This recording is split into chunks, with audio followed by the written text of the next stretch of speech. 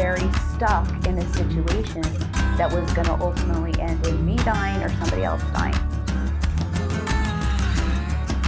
Getting sober was easy, but building a life that's worth staying sober for is the hard part. Welcome to Recovery Soapbox, brought to you by Brighton Recovery Center. My name is Clay. I am the Alumni Director for Brighton. I am also a recovering alcoholic. You can find us wherever you watch or follow your favorite podcasts, so please like, subscribe, and share. Today, I'm joined with my good friend Lisa. Hi, Clay. Hi, Lisa. So why don't we just go ahead and start with, do you want to just give a brief description, who you are, yeah, just who you are and all that. Sure. My name is Lisa, as you said. I came here about a year and a half ago in recovery. I come from the state of Hawaii, so big transition from tropical weather to desert weather. I was raised in Hawaii. I lived there the majority of my life in a little town that was 2 miles by 2 miles. About 5,000 people in that town, and I never had to wear shoes. So very different from being here in Utah. Yeah. So if you could kind of give like a brief description of like kind of what maybe were the big things that led you to where you are now, and then eventually what I guess what eventually got you into treatment. Right. Yeah. Okay. I know everybody has a story, right? We are the stories and what we do with them. So, yeah, I was raised in Hawaii by a very religious family. The town I'm from is very dominated by a certain religion there. My family ended up there because my grandfather was in the military and ended up coming there with my mom. My parents met going to college there, and I was born over there. I lived a pretty isolated life, if you can imagine, living on an island on the very remote side of the island, with a grocery store that you had to drive an hour to, and no streetlights. Eventually we got one. So it was a different kind of living. So I, again, grew up in a very religious culture and in a family that was a pretty typical family. And I think part of my story is that understanding that, things can arise in your life related to addiction and mental health issues, regardless of what kind of start you have. You can be from a very typical family to a more traumatic beginning, but things in life happen. And so my story is I came from a pretty typical family. I was not lacking for the things that I needed. As I've been here, I've been able to look a lot in my past history and found some things that, as I share, are kind of now looking back in hindsight. So my mother was kind of an erratic person. She had her own mental health challenges. She had a lot of depression in her life. And my father was a bit unemotionally attached. And so that combination, as being the oldest child, I became an overachiever, perfectionist, and that's kind of where I earned my place in the family, where I felt like love was garnished through the things that I did, and also related to a religious culture that kind of promoted the same kind of the things you can do, show kind of your worth in a way. Yeah. I think one of the things I kind of want to touch on too is so important with what you kind of brought up, and it reminds me a lot of my story was, there's kind of this stigma that a lot of us that are in recovery, had a terrible childhood or had all of these things, that then it's like, okay, this is why people turn to drugs or alcohol or other vices. But so many times it can be something as just as simple as like, hey, maybe we didn't receive the type, the attention as a child that maybe we needed or whatnot, or everything was just fine. And, something along the way changed. And I think it's so important to look at that because, like I said, we don't just fit into this kind of one size fits all, just like anything in recovery. There's no just one solution to how to do it or how to go about it. And so many times I know, like, I struggled when I came into treatment with comparing my story to other people's, and sometimes thinking that maybe I'm not an alcoholic because I didn't go through that or this. But the core thing, and you know, kind of what I think you're getting at too, and it just reminds me of, is like that inward feeling that we experienced that we might not even have known we experienced as a child, and we learned later on. So I find it really, you know, fascinating and important to bring up and talk about that there isn't just this one way that we become an alcoholic or an addict.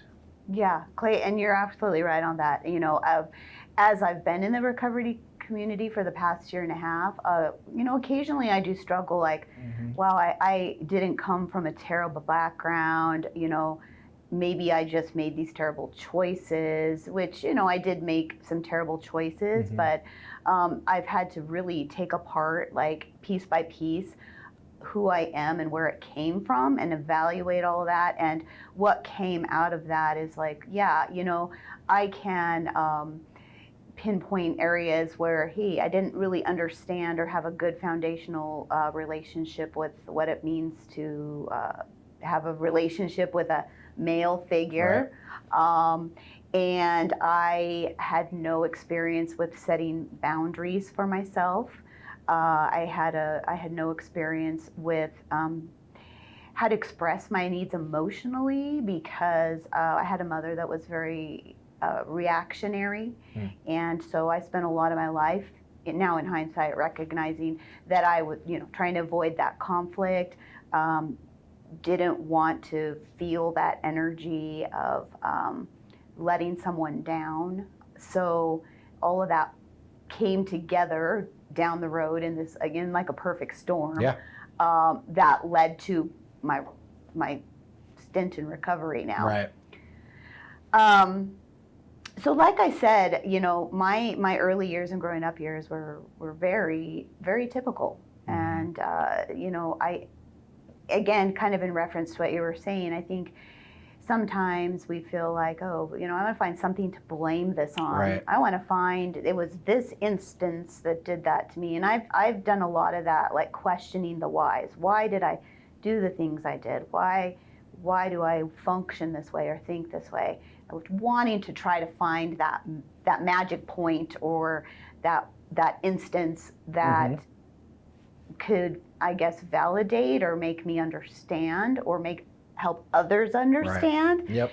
Because that's a challenge I've had as well, is like, well, how could you do these things having come from, you know, what was seemingly just a normal.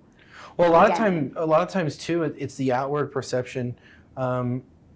I know, like, my situation growing up versus other friends or people, where it might look from the outside like, oh, this is this perfect family, they're happy and all that, but realistically, nobody really knows the inward, you know, things that are happening.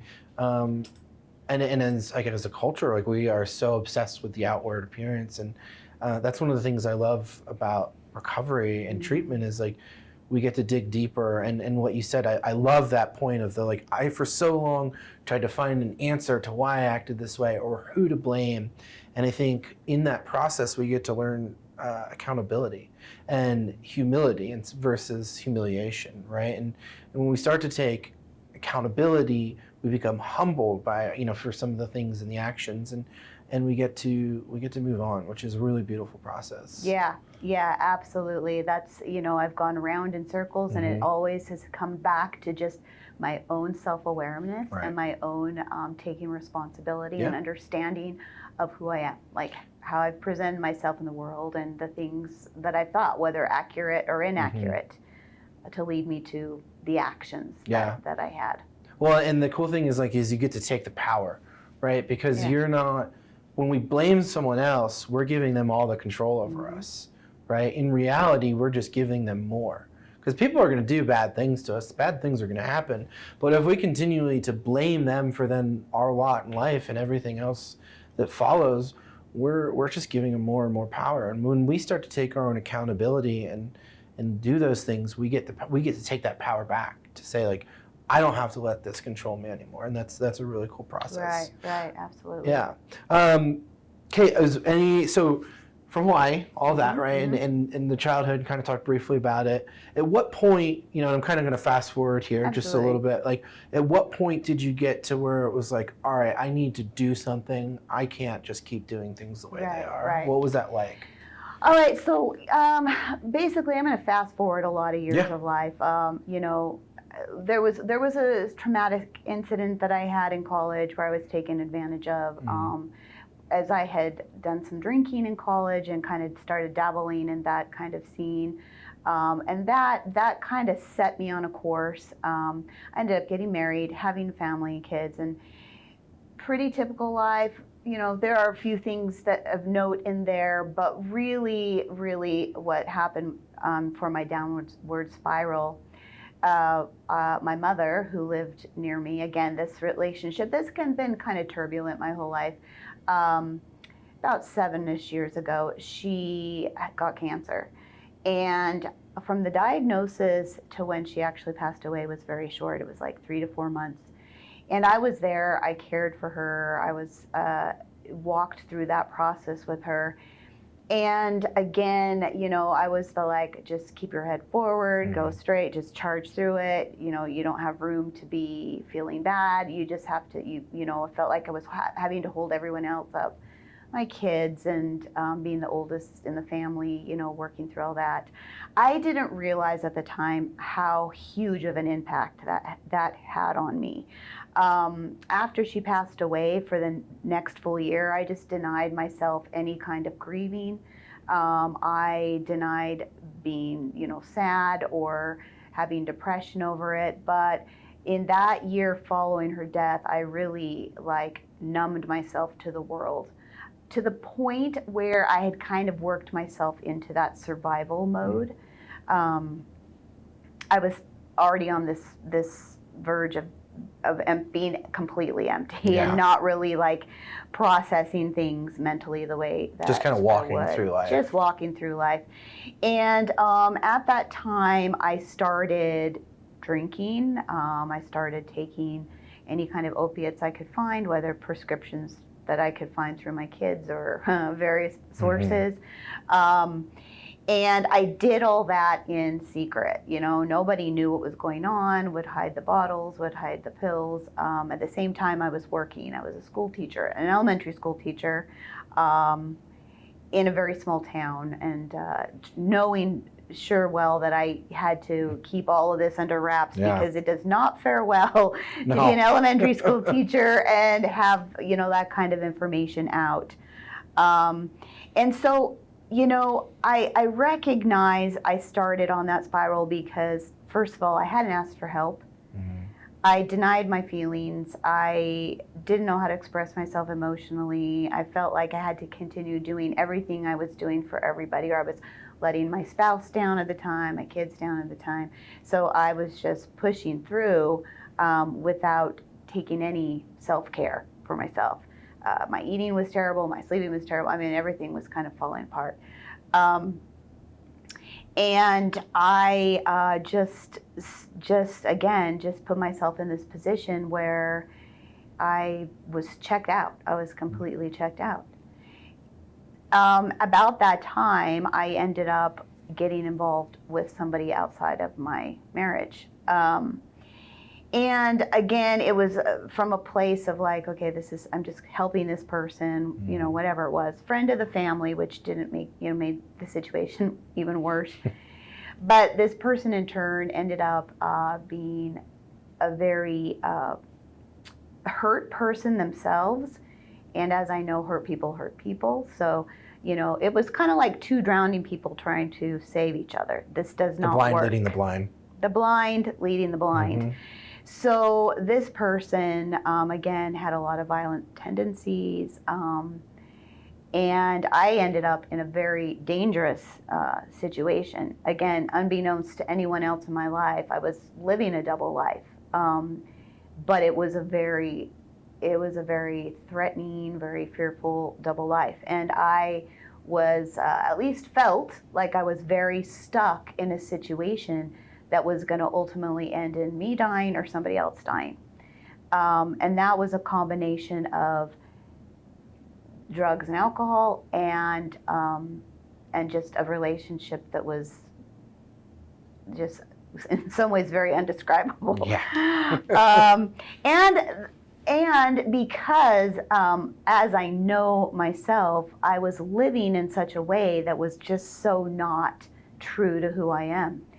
And that, like that cognitive dissonance where I'm like, okay, I'm acting in ways and living and behaving in ways that actually don't resonate at all with me. And it is causing so much commotion and anxiety in myself that it is taking me to the precipice of suicide. Yeah. Well, that's one of the hardest parts, and I can remember that so vividly. Of like, it's almost like, who am I to this person? Or then every person you meet and talk to, and living so far outside of, our morals, our values, whatever you want to call it, right? To where it's like, but it's almost in that moment feels easier to continue to live that way than to try and change. And that's such a feeling. It's something that has never left me. Like, I can always remember that feeling. I can go back to that of like, waking up and not knowing, like, where I've been, whatever it is, where I've been, what I've done, who I am that day, and like, it's tough. It's a tough feeling, and it's, I don't know, just. Yeah, every day I would wake up just in so much anxiety. It was just like a burning feeling. Every single day I'd get up and I was just thinking, can I just make it through one more day alive? Right. Because there was just so much at stake. I felt like, partly because I had absolutely no idea what recovery was, and being in such a remote place and not really understanding, not anything even remotely close to what I know now. I just felt like there's absolutely no way out of this situation, and I was trying very hard to protect, at least I thought I was trying to protect my kids and my family, my reputation, my career. Like, I thought if any of this gets out, it's just so devastating. It would be easier for me to just die than it would be to have all of this stuff come out and have the downfall and the fallout that would happen to the people that were closest to me, then also extending further into this community. Because, like I said, small towns are sometimes, you love them when it's good, but when things go awry, it's just like, like an explosion, and everybody's affected. Especially because at that point, I, again, was teaching in the school, in the community, and I was very prominent at that time in the religious community. I had a lot of leadership positions, and I just did not know where to go with any of that. So how did you find Brighton? Okay, so what happened then is eventually, the truth came out, as it always seems to do. I think that I got very lax in my trying to keep up the charade, because I think at a point I just wanted it to come down. Well, I just couldn't live that way anymore. It was so hard. I had lost so much weight, and I was so sick, physically, mentally, spiritually, that I think I was, I had packed up my stuff, labeled it to, say, it's better to just die, and I was considering what I would do to kill myself, but ultimately it came out. My spouse ended up finding out some of the things that were going on, and in his anger, other things happened that just broke me even further. So my siblings, he called my siblings, and my brother and sister, flew over to come get me, and I was literally there one day and gone the next. So what people to this day are like, what happened to her? Nobody really knows. So did you know where you were going, or? I did not know where I was going. And in fact, I don't think they really knew either. Okay. It was a quick kind of Google search. Yeah. I think the video of the mansion was seen, and it was like, okay, we'll put her there. Yeah. Also, I think because the people in my life did not know exactly what was going on. They did not know, was this a mental health breakdown? They knew nothing about substances or, anything related to addictions. And it was kind of a shot in the dark, honestly. But it ended up to be like just such a godsend. I wouldn't have been able to pick a better place myself ultimately. And it was perfect that it was for co-occurring, the disorders. So mental health as well as addiction, because, I wasn't someone that needed to go through detox. I was using substances as coping. But I had a lot of other stuff going on kind of alongside of that. Yeah. So, Brighton ended up to be the perfect matchup for me, even if I didn't really investigate what it was before I went there. Yeah. So what time of year did you come through again? In August of okay. 2019. So then it wasn't too crazy of a weather change, right? No, at that point, when I came, it was such a whirlwind of coming here. I literally came with $50 because I had read something about you could only bring $50. Yep. I only came with $50 and a backpack of things I had just thrown together. I didn't even really know what was in my bag. I just quickly threw stuff in there, and I showed up at Brighton just like that. Mm-hmm. So I came a little ill-prepared. It's okay. A lot of us go into rehab that way. Yeah. But so when you came in and you come in and you go through the admit process and all of that, were you excited about? Were you like, I'm ready to do it? I'm ready to change. Were you hesitant? What was kind of going through your mind? Yeah, I was at a very, very low place. I was so glad and relieved to just be able to go somewhere that I could figure things out, and to be away from the outside world or my life as it was.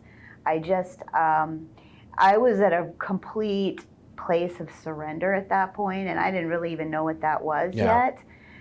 But now, what I recognize it as, I was at a complete place of surrender, knowing that this is it. This is a vital point in my life that is a crossroads for many different things. When did you start to, what was kind of like the moment where, obviously like we know we're sober, right? In the moment, like to me, that's the easy part is we're so like after a day of being sober, that's easy.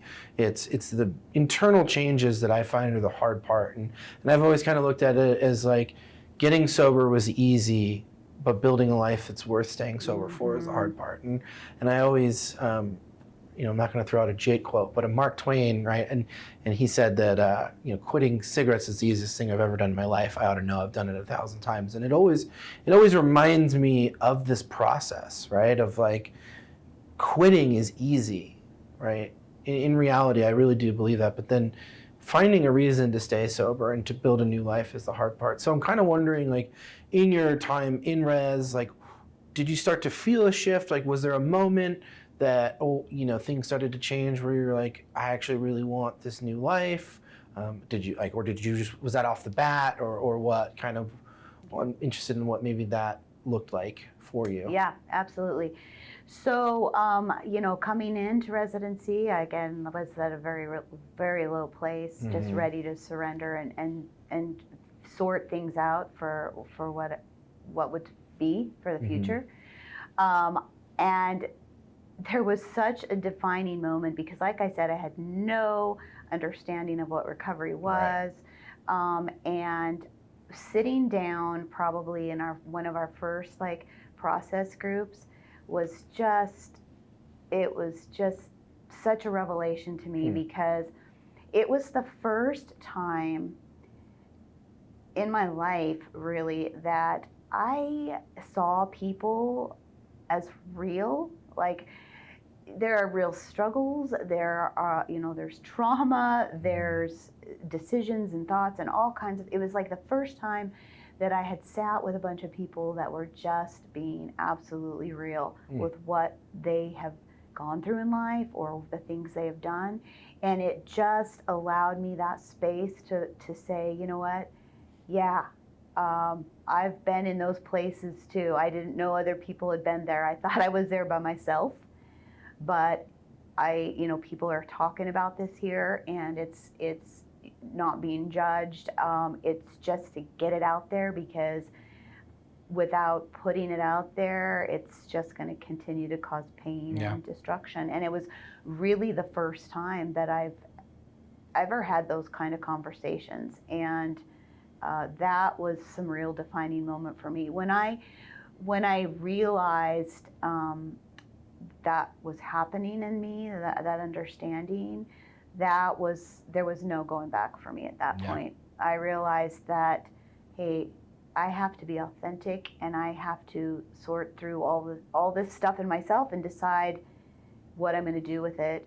But I cannot deny it. I cannot not take responsibility for it, and I have to get it out there in that way. Yeah, I think that's one of the things that I've always noticed in you, and I love and appreciate, is that authenticity. Is that you're true to it, and that's such a, like, it's almost like that's like the dream thing to happen for some, for me being in recovery, but working in recovery and seeing that, because then other people see it, right? Because for you, what happens is that you showed up in group and you saw these people being open and vulnerable, and for so many of us, it's something that we're not used to.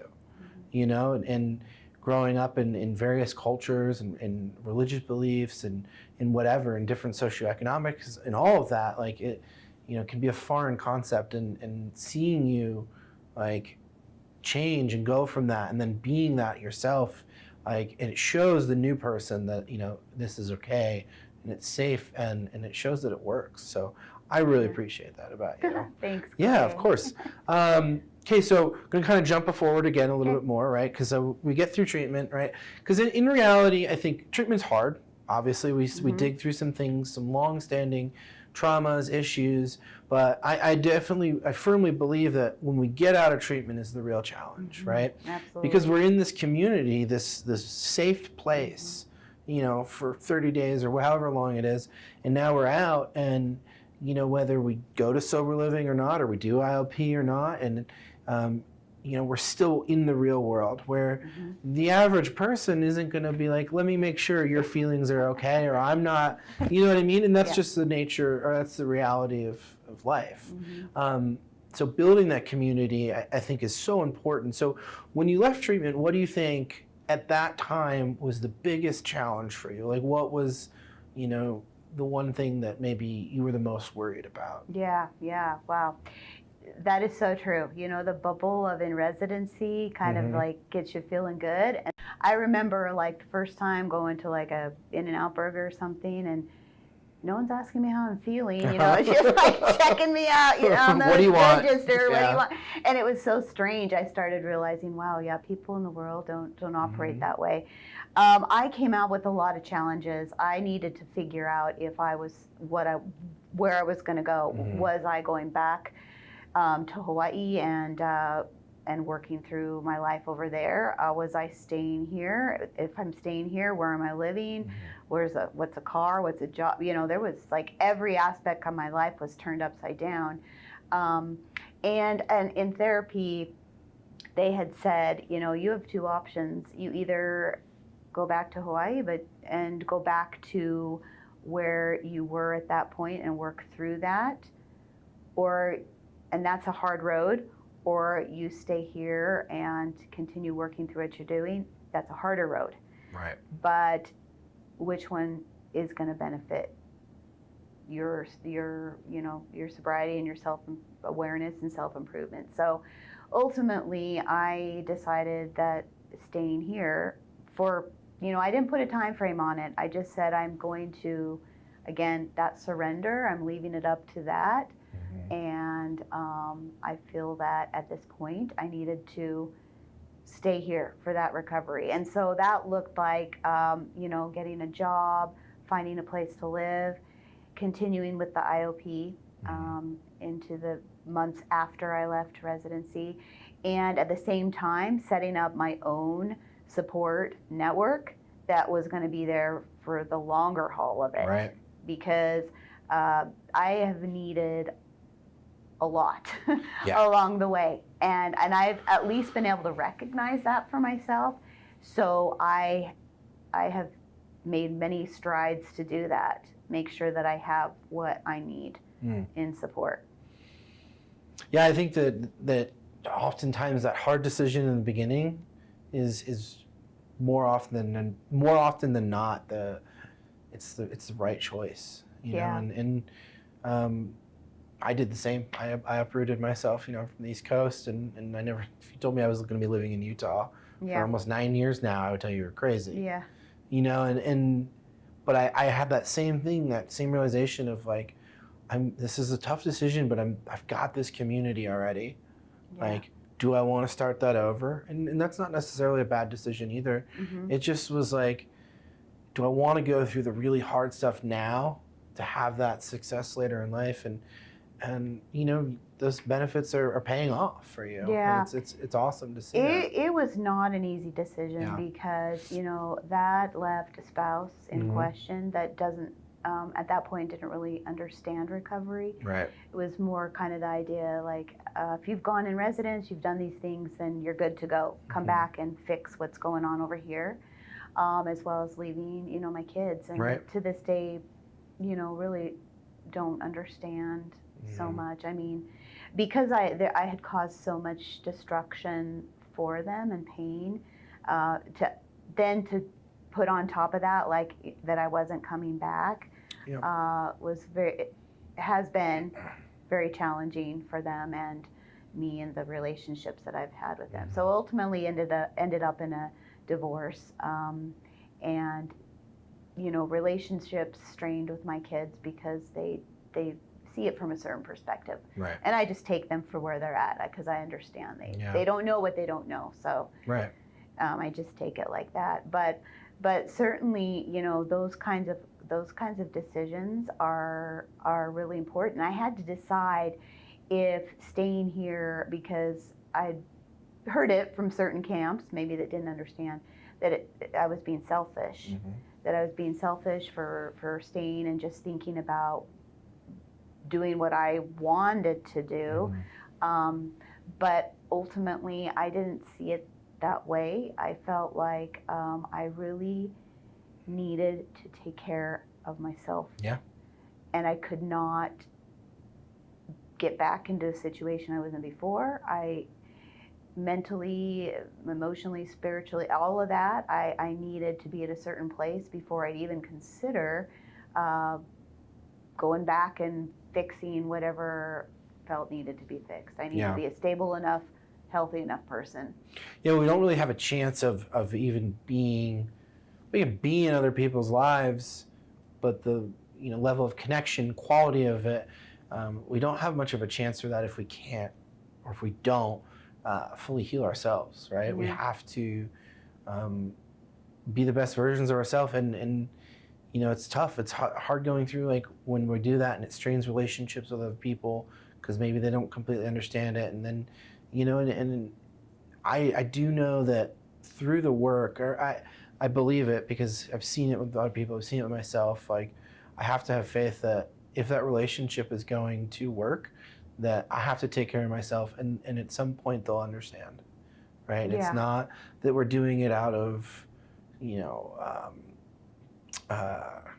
we're not doing it out of selfishness, right? We're doing it because we want to be the best version that we can for other people, There was some of that, like being selfish, and the idea of maybe that I was just like running from problems that were left undone. But it was, my choice to stay and to continue in recovery was really just about, like, I just have a lot more honesty in myself now, and I am able to see where I am in the areas that I need to improve, and what I needed at that time, making that decision, was still right here in Utah. Yeah. For sure. How do you feel, like, I know we kind of talked a little bit about it, the community aspect, and that's something that I always try to preach is, we have to find a community of people. What has that been like for you? Like, kind of jumping into something new, you kind of touched on earlier, doing, like, having that vulnerability and those things in ways that we maybe didn't have before. What was that process like for you? Like, once, obviously leaving treatment and then jumping into kind of a new community of people. Yeah, absolutely. So I'm a huge advocate for finding those connections and finding those communities.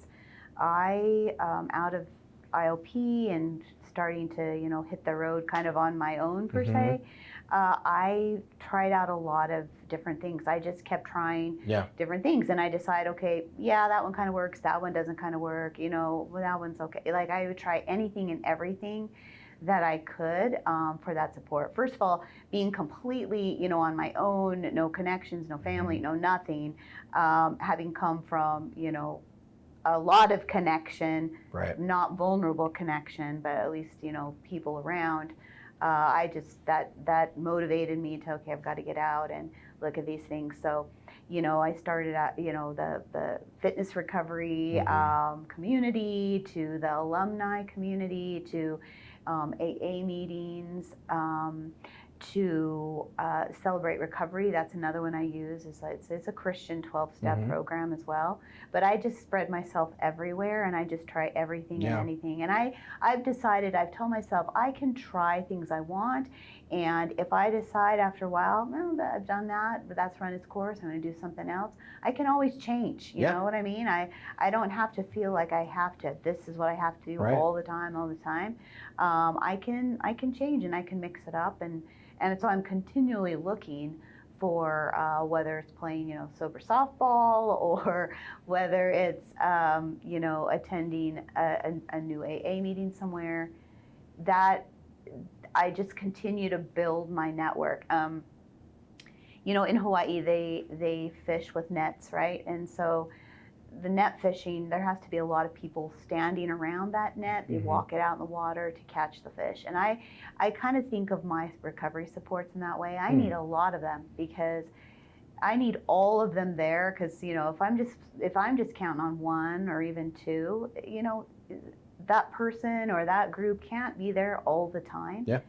I have to spread it out so that I've got a lot of go-to places, because I do still need that support for vulnerability, for talking through, and mental health, for staying sober, because even as I left recovery, one of the things they said is, we're kind of concerned now that you're going to possibly have such a struggle, you're going to go out and become more of an addict than than you were before. I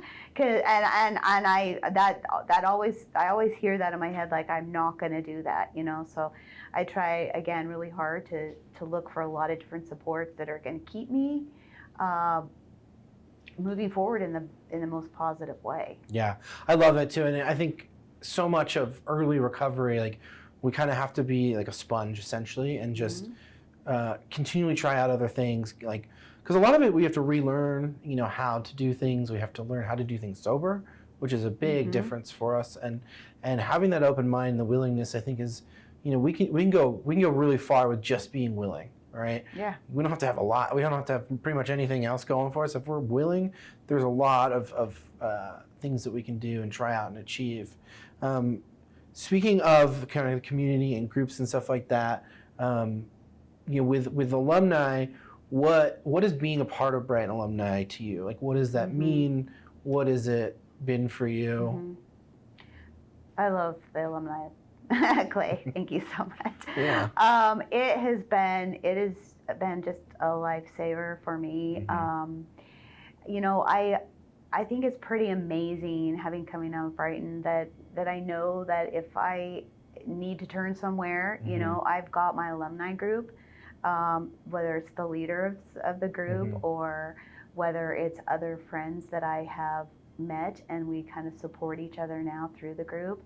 And I just, I don't want to compare to other recovery centers, but other recovery centers that I've heard of a lot of times, you go through in residence and you go through the program and then, you're good. You find your supports, you move on. There's not really necessarily that connection to the program still, even after. I feel like I'm like alumni for life now with Brighton. Yeah, and are. Yeah, right. And so what I love about that now is I know that I can be supported, but and while I still work on recovery, I've reached a certain place where I can give back, and I absolutely love being able to support people that are starting in that journey. Yeah.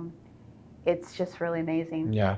I mean, that's one of the things I really value about you and love about you is that willingness to always, and we have people that are like, I'm like, oh, this is a great person for all of our new people. And you're one of those people, and it's been fantastic to see that. And the other thing I kind of wanted to just say, like, as we're wrapping up here, like, the joy of my job and why I do it, because I'm not a millionaire because I work in Alumni or recovery, right?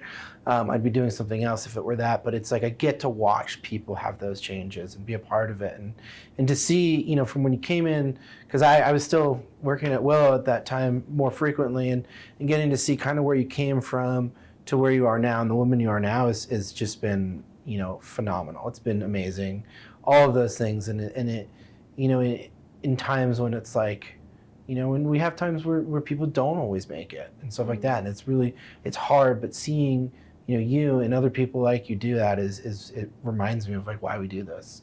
So I really appreciate that, and I love having you around. And our alumni are lucky to have you around as well. The last thing I always like to ask is, like, if there were one thing that you could say to somebody who's freshly coming into Brighton, struggling with addiction, alcoholism, or whatever, or going somewhere else, like, if you could tell them one thing that maybe you would have wanted to hear back then, what would it be? I am always glad to hear that I am not just the worst things that have ever happened to me or the worst things I've ever done. Yeah. That does not have to define me as a person. That doesn't have to define my future. I am the master of my ship, and I can decide to change course, and that you are worth it. Absolutely. Perfect. That's awesome. I want to thank you so much for doing this today and being here and sharing your story and a little bit of your experience. And I want to thank everybody for tuning in. So until next time, thanks, Lisa. Thank you.